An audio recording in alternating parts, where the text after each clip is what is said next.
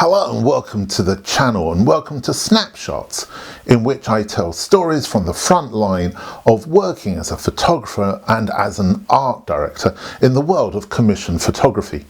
Today I'm going to take you back to 1997 and Posh Spice, or Victoria Beckham as she's known nowadays. Back then, the Spice Girls were at the peak of their powers and they were just about to go on a worldwide tour. We at Tatler magazine, where I was the art director, were given the opportunity to photograph her for the cover of the magazine and also for a fashion story. It coincided with fashion couture in Paris, that catwalk show in which the world's greatest fashion designers create the world's most expensive dresses to sell to expensively furnished ladies. The idea of couture is only one dress is ever made. It's taken down the catwalk, and then hopefully some of those women who are watching the catwalk show will order the dress. If they order the dress, a dress is made specifically for them. What this means is, if you're going to photograph the dress, you only have one chance to do so. So what happens is, that night of couture in Paris, all the photo studios with a whole host of fashion photographers are sitting up all night waiting for the dress to be biked to them from studio to studio. All the dresses gradually make their way around Paris, but it's American Vogue and Italian Vogue and French Vogue and British Vogue who get first go at it. Other magazines are lower down on the pecking order. We at Tatler were about the middle, but what we knew was that we were going to be starting late and finishing in the very early hours of the morning. We settled on the Coco Chanel suite in the Ritz in Paris as our location.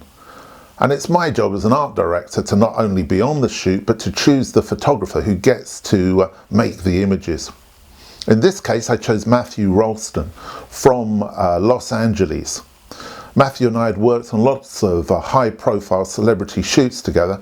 I trusted him, he knew what to do, and that seemed like a good choice. But it was an expensive choice because I was going to have to bring him from LA to Paris.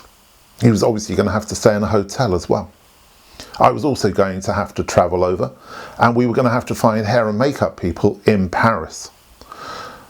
If you don't know, this may sound like an incredibly luxurious way of living, but actually magazine budgets are very, very small, and I'd already overspent. We don't pay Victoria Beckham or Posh Spice, we don't pay them to be in the magazine. They're doing it for publicity. We weren't paying the hotel either for the location, so there was a saving there also. However, I was told very directly that at no cost should I allow anybody to order room service whilst we were in the hotel through the night. We weren't allowed to take anything from the minibar either. As the art director on the shoot, I have to say yes and no to the photographers and to anybody else who happened to be there. As I said, we had hair and makeup. We had the fashion director who would be styling the clothes as they arrived. We had the photographer. He didn't have an assistant, as I remember, but we did also have Victoria's management. Now, I was told to go to a supermarket around the corner from the hotel, get a bag of snacks and some drinks and bottles of water and so forth, and that I was to supply those as the refreshments that would keep us all going through the night. I did that, and I turned up with my plastic bags, stored them safely. As the evening went on, it's perfectly normal that we were all starting to get a bit hungry and a little bit thirsty, and therefore I offered my snacks and my bottles of water. I have to say, I don't think that Victoria was that impressed. I heard a phone call being made to room service by her management, ordering wine and steak and chips.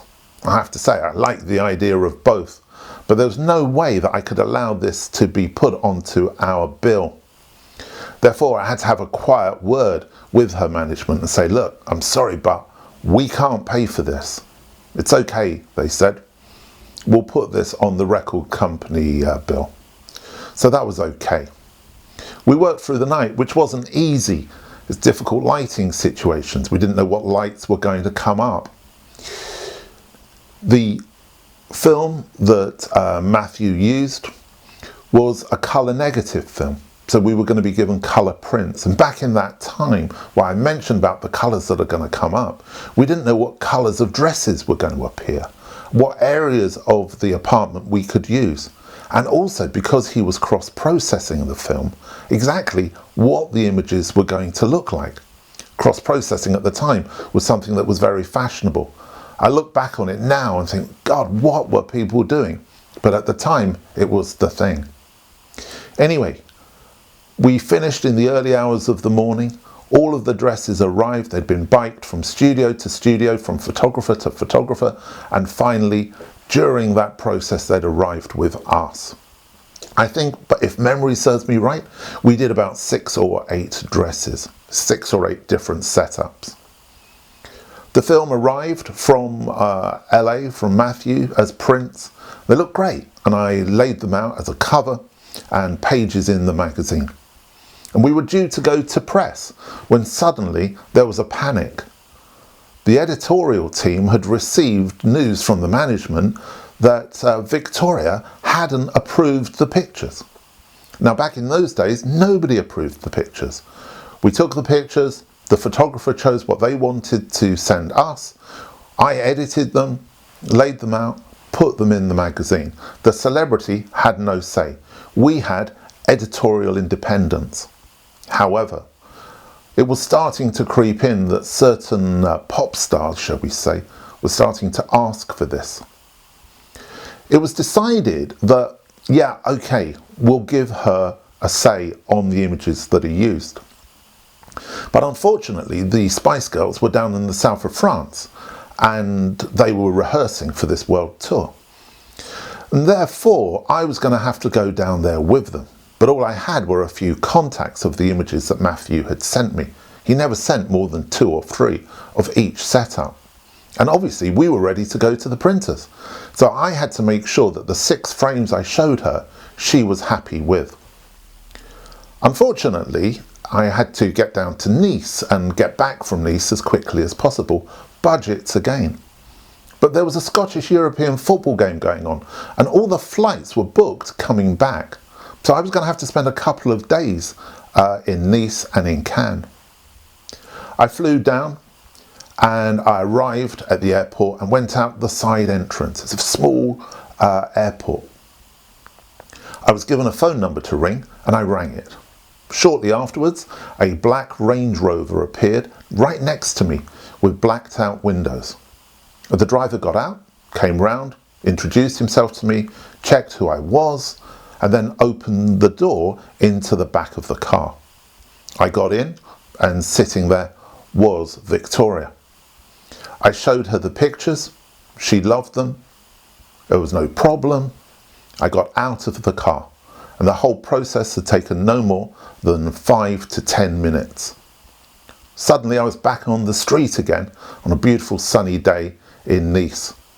I had 2 days to spend in Cannes, which was nice, but the budget again went right out of the window. That's sometimes how it works on editorial photography and as an art director.